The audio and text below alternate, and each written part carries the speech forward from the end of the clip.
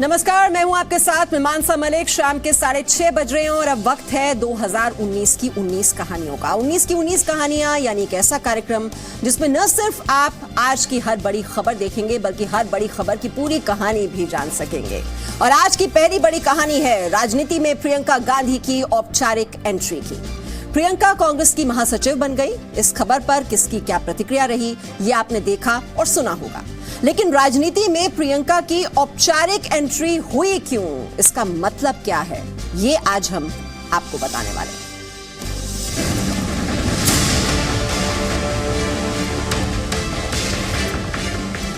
चुनाव का समय है और तमाशा शुरू। राजनीति में प्रियंका वाड्रा की औपचारिक एंट्री ने कांग्रेस समर्थकों को जश्न मनाने का नया मौका दे दिया। प्रियंका वाड्रा को कांग्रेस महासचिव बनाने का ऐलान ऑल इंडिया कांग्रेस कमेटी की ओर से जारी चिट्ठी में किया गया। बड़ी बात यह है कि प्रियंका अब कांग्रेस की तरफ से लोकसभा चुनाव में पूर्वी यूपी की कमान संभालेंगी। बीजेपी के मुताबिक कांग्रेस में प्रियंका की औपचारिक एंट्री राहुल की नाकामी का कबूलनामा है।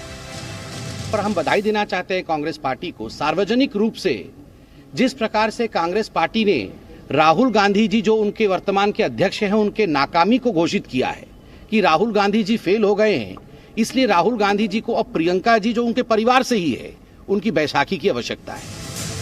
राजनीति में प्रियंका वाड्रा की एंट्री की पूरी कहानी ये है कि इससे राहुल गांधी की नाकामी को छिपाने में मदद मिलेगी। साथ ही 2019 के लिए कांग्रेस का ये आखिरी दाव होगा। कांग्रेस की तरफ से नया विकल्प जनता के बीच होगा। प्रियंका की एंट्री से कांग्रेस कार्यकर्ताओं का उत्साह बढ़ेगा। राहुल गांधी जी तो मसा स्मृति से हारते हारते बचे पिछली बारी, तो अपनी सीट बचाने के लिए परिवार का कोई मेंबर वहां पे चाहिए होगा, तो वो सोच रहे हैं कि अब ये प्रियंका गांधी से उनका वो पॉलिटिकल फॉर्चून्स बदल जाएंगे।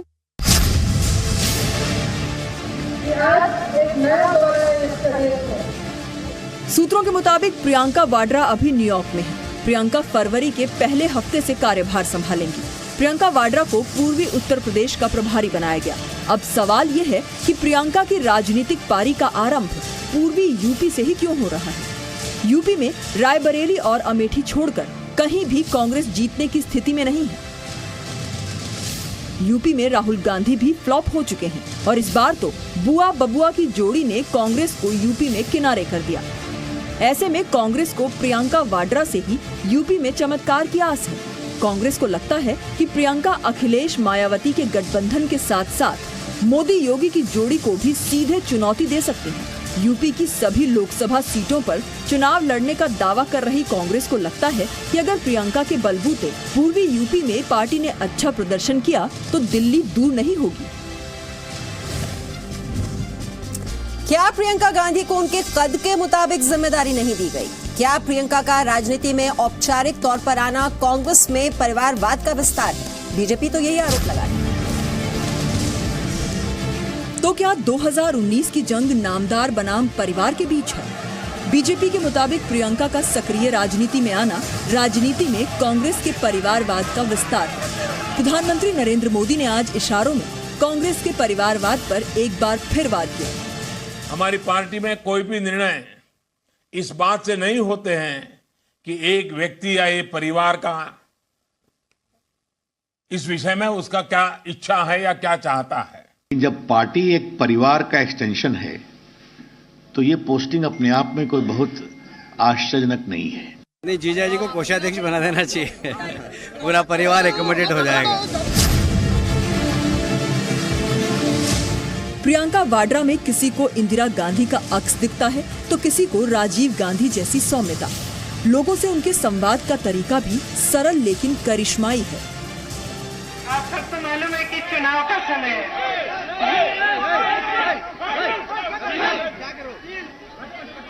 चुनाव का समय है और तमाशा शुरू। सब आपके सामने आके अपनी बातें कहते हैं। मैं भी अपनी कह लूं। कुशल संवाद की क्षमता और आकर्षक व्यक्तित्व के बावजूद प्रियंका को उनके कद के मुताबिक जिम्मेदारी नहीं मिली, क्योंकि कई कांग्रेसी कार्यकर्ता और नेता आज भी उन्हें कांग्रेस के अध्यक्ष के रूप में देखना चाहते हैं। लेकिन पार्टी में उन्होंने अहम मौके पर अहम भूमिका निभाई। 2018 में 3 राज्यों में सीएम पद के फैसले में अहम रोल निभाया। 2017 में समाजवादी पार्टी के साथ गठबंधन में अहम रोल रहा। यूपी विधानसभा चुनाव में कांग्रेस की स्टार प्रचारक रही। 2014 के चुनाव में सोनिया गांधी के लिए रायबरेली में चुनाव प्रचार की कमान संभाली। राजनीति में कांग्रेस की तरफ से प्रियंका ने बल्ला तो थाम लिया, लेकिन विरोधियों के मजबूत आक्रमण का सामना करना उनके लिए आसान नहीं रहने वाला। प्रियंका के आगे चुनौतियां क्या हैं, अब इसे समझ लीजिए। चुनाव से ठीक 2 महीने पहले कांग्रेस में नई जान फूंकना आसान नहीं होगा। यूपी में बीजेपी के गढ़ में कांग्रेस को फिर से अस्तित्व में लाना बड़ी चुनौती। पूर्वी उत्तर प्रदेश में प्रियंका को मोदी योगी की जोड़ी और बुआ बबुआ के गठबंधन का सामना करना है। क्या प्रियंका यूपी में कांग्रेस के परंपरागत वोटरों को कांग्रेस की तरफ खींचने में कामयाब रहेंगी? इस सवाल का जवाब आपको आगे मिलेगा।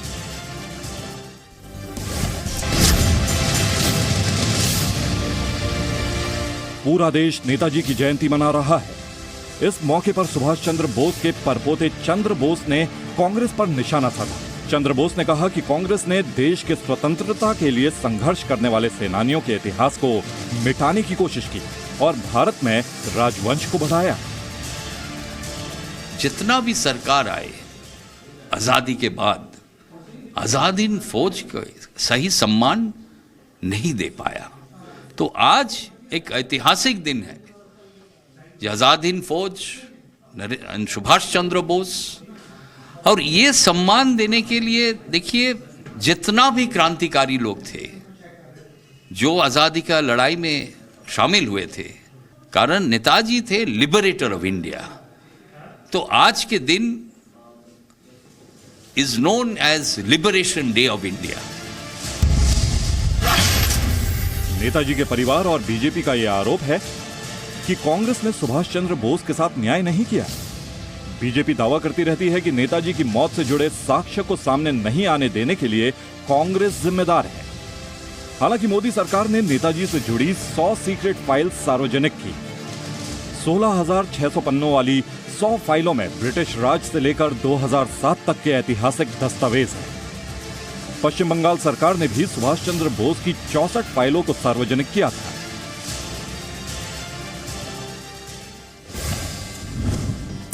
और अब गणतंत्र दिवस से पहले आतंकवाद के खिलाफ मिली बड़ी कामयाबी की कहानी। ये बड़ी खबर महाराष्ट्र से आई। महाराष्ट्र एटीएस ने एक बड़ी आतंकी साजिश को नाकाम किया है। एटीएस ने बड़ी कार्रवाई करते हुए 9 संदिग्ध को गिरफ्तार किया। इन सभी का आतंकी संगठन आईएसआईएस से कनेक्शन बताया जा रहा है। एटीएस का कहना है कि गिरफ्तार लोगों के पास से तमाम संवेदनशील जानकारी मिली है। एटीएस ने 5 लोगों को औरंगाबाद और 4 लोगों को ठाणे से गिरफ्तार किया। इन संदिग्धों में 17 साल का एक युवक भी शामिल है। ये सभी ऑनलाइन प्लेटफॉर्म के जरिए आईएसआईएस के संपर्क में थे और देश विरोधी गतिविधियों में शामिल थे। इनके पास से केमिकल पाउडर, एसिड पाउडर, धारदार हथियार, hard disk, mobile phone, SIM card जब्त हुए हैं। एटीएस टीम को खुफिया जानकारी मिली थी, जिसके बिना पर पिछले कुछ हफ्तों से सभी 9 लोगों पर नजर रखी जा रही थी। एटीएस को शक था कि 26 जनवरी के आसपास ये किसी बड़ी आतंकी घटना को अंजाम दे सकते हैं। दिसंबर 2018 में एनआईए और यूपी एटीएस ने अमरोहा, मेरठ, जाफराबाद जैसे इलाकों में छापेमारी कर कई लोगों को गिरफ्तार किया था। जम्मू कश्मीर में आतंकियों के खिलाफ सेना का प्रहार जारी है। आज बारामूला में सुरक्षा बलों और आतंकियों के बीच मुठभेड़ में 3 आतंकियों के मारे जाने की खबर है। कश्मीर में 3 दिनों के भीतर ये तीसरा बड़ा एनकाउंटर है। बारामूला के बिन्नौर गांव में ऑपरेशन चलाकर 3 आतंकियों को मार गिराया गया। 3 दिनों में अब तक 9 आतंकी मारे जा चुके हैं। मंगलवार को शोपियां में 3 और सोमवार को बड़गाम में जवानों ने बर्फबारी के बीच 3 आतंकियों को मौत के घाट उतार दिया था। आपको बता दें कि कश्मीर घाटी में सेना लगातार आतंकियों का खात्मा कर रही है। इसके लिए बाकायदा ऑपरेशन ऑल आउट चलाया जा रहा है, जिसके तहत आतंकियों की लिस्ट बनाकर उन्हें टारगेट किया जा रहा है। सेना की इस कार्रवाई से आतंकियों के हौसले पस्त हो गए हैं। और अब बात जेएनयू में देश विरोधी नारेबाजी पर 4 सच्चे वीडियो की। जेएनयू में देश विरोधी नारेबाजी के 4 सही पाए गए वीडियो जी न्यूज के पास हैं। इन सभी वीडियो को CFSL ने सही बताया है। आपको बता दें, इस वीडियो में उमर खालिद और कुछ दूसरे लोग देश विरोधी नारे लगाते हुए दिख रहे हैं।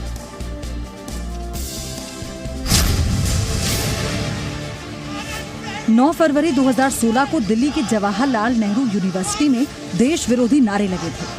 पुलिस के पास देश विरोधी नारेबाजी की 13 वीडियो क्लिप्स थी।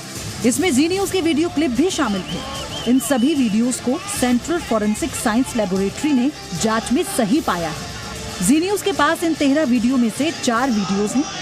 इन चारों वीडियो में देश विरोधी नारे सुनाई पड़ रहे हैं। वीडियो में उमर खालिद और कुछ दूसरे लोग देश विरोधी नारेबाजी करते हुए नजर आ रहे हैं। प्रमाणित हो चुका है, पुलिस चार्जशीट कर चुकी है, तो अब दूध का दूध पानी का पानी हो गया है। और मुझे पूरा विश्वास है कि जब कोर्ट में हियरिंग होगी तो जो लोग देश विरोधी नारे लगाए थे उनके खिलाफ कड़ी से कड़ी कार्रवाई होगी। लेकिन इन सब के बीच राहुल गांधी जी का जिस तरीके से कैंपस में आना और ऐसे लोगों का समर्थन करना, आज भी ऐसे लोगों का समर्थन वो कर रहे हैं, तो यह दर्शाता है कि कांग्रेस पार्टी इन सभी के पीछे खड़ी थी और उनके इशारे पे ये सारा कुछ नारा लगाया गया। तो मेरा राहुल गांधी जी से मांग है कि वो पूरे देश से माफ़ी मांगे। 14 जनवरी को दिल्ली पुलिस ने करीब 35 महीने बाद देश विरोधी नारेबाजी के खिलाफ चार्जशीट दायर की थी। 1200 पन्नों की चार्जशीट में कुल 46 आरोपी बनाए गए हैं। 10 को सीधे तौर पर आरोपी बनाया गया है। मुख्य आरोपियों में कन्हैया कुमार, उमर खालिद शामिल हैं। मुख्य आरोपियों में 7 कश्मीरी छात्र भी शामिल हैं। 10 आरोपियों के खिलाफ देशद्रोह की धारा भी लगाई गई है, जबकि 36 के खिलाफ सीधे तौर पर कोई सबूत नहीं है। दिल्ली पुलिस ने इन्हीं वीडियोस के आधार पर देश विरोधी नारेबाजी मामले में चार्जशीट दाखिल की है। और अब आपके लिए राजपथ पर 26 जनवरी को होने वाली परेड का पूरा ट्रेलर दिखाने का समय आ गया है।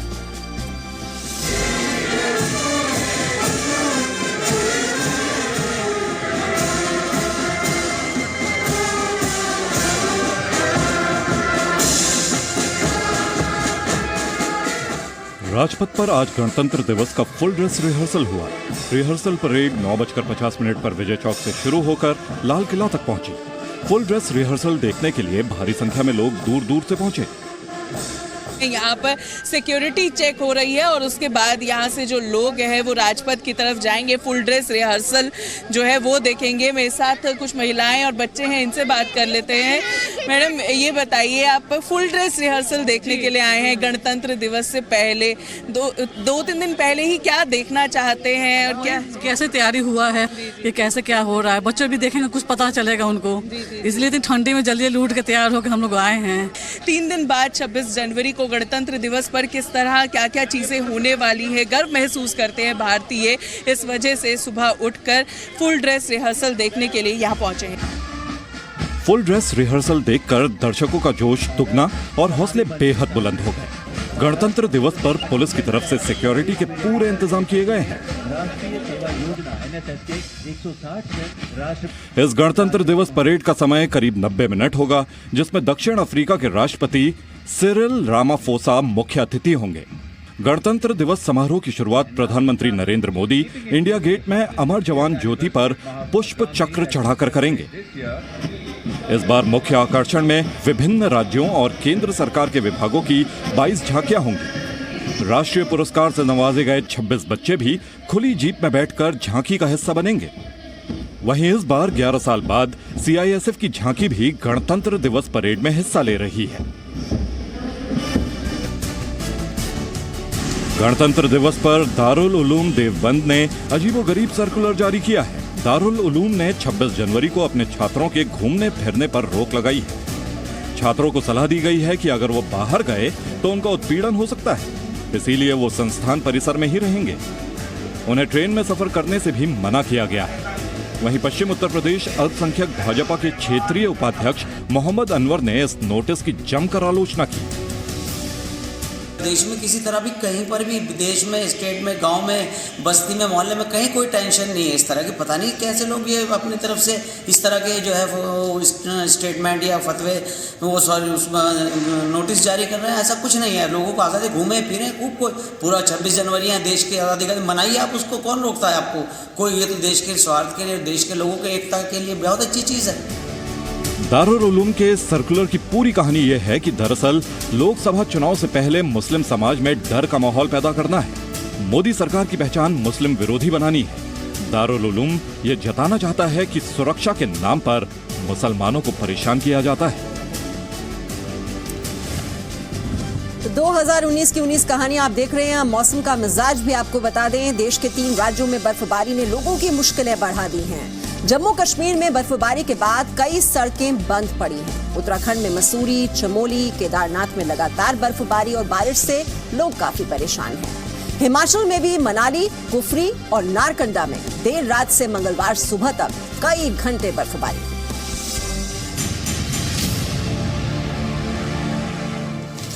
जम्मू कश्मीर में भारी बर्फबारी की वजह से लोगों की मुश्किलें बढ़ गई हैं।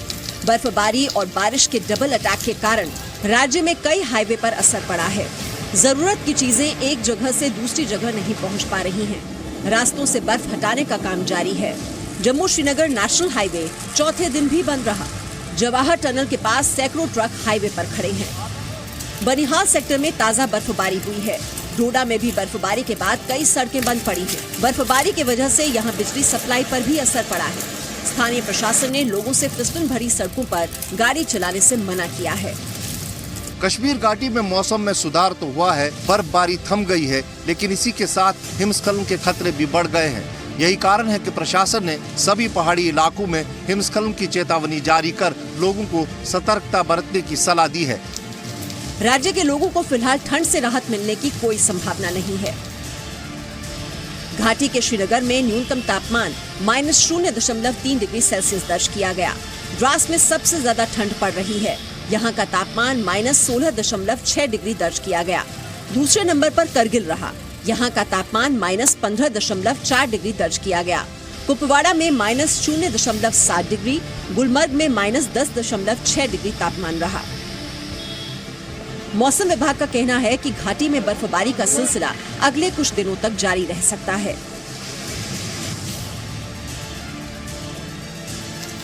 हिमाचल प्रदेश के कई पर्यटन स्थलों जैसे मनाली, कुफरी और नारकंडा में देर रात से मंगलवार सुबह तक कई घंटे बर्फबारी हुई। धर्मशाला में बर्फबारी के बाद कई सड़कें बंद कर दी गई हैं। धर्मशाला के आसपास तापमान -3 डिग्री के आसपास बना हुआ है। सर मौसम तो कल से ही थोड़ा खराब हो गया था और आज तो आप देख ही रहे हो, स्नोफॉल अभी थोड़ी देर पहले हटा हुआ है और बारिश थोड़ी थोड़ी हल्की हल्की सी आ रही है। आग जला के बैठ रहे हैं, बस लकड़ियां जलाओ बस। अब लाइट है नहीं तो हीटर जला लेते हैं।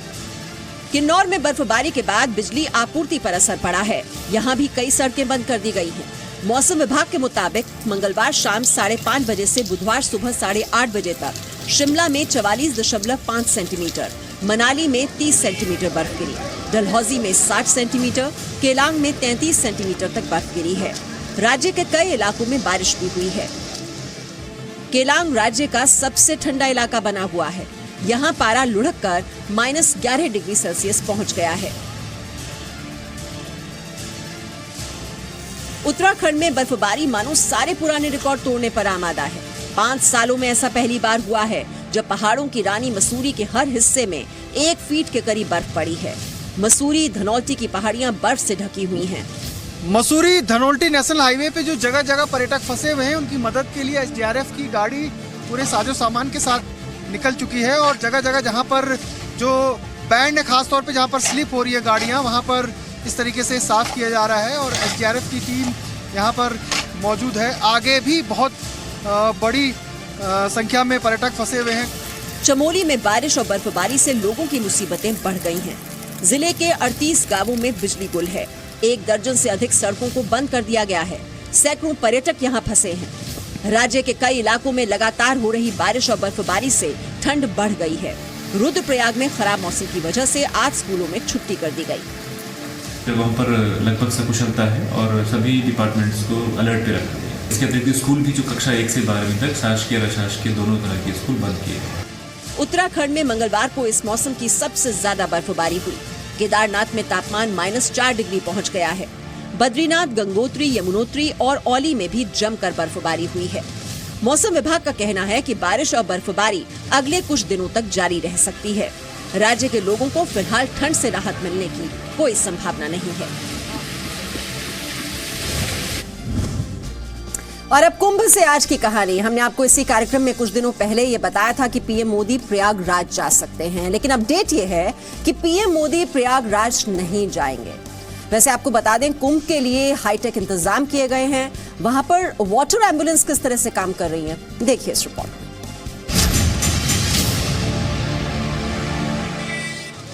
भारत की आध्यात्मिक पहचान को दुनिया तक पहुंचाने वाला इस बार का कुंभ हाईटेक है।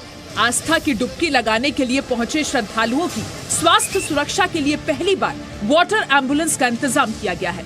अस्पतालों में आईसीयू के बारे में तो आपने जरूर सुना होगा, लेकिन पानी में आईसीयू के बारे में शायद ही सुना हो। प्रयागराज कुंभ में ऐसा ही आईसीयू गंगा की लहरों पर तैरता नजर आ रहा है। ये कुंभ जितना धर्म आस्था का है उतना ही हाईटेक भी है। लोगों की सहूलियत के लिए सरकार और प्रशासन ने यहाँ पर हर तरीके के इंतजाम किए हैं और इस कुंभ को दिव्य और भव्य बनाने के साथ सुरक्षित बनाने के लिए संगम पर वाटर एम्बुलेंस यानी पानी में तैरते अस्पताल की भी व्यवस्था की गई है।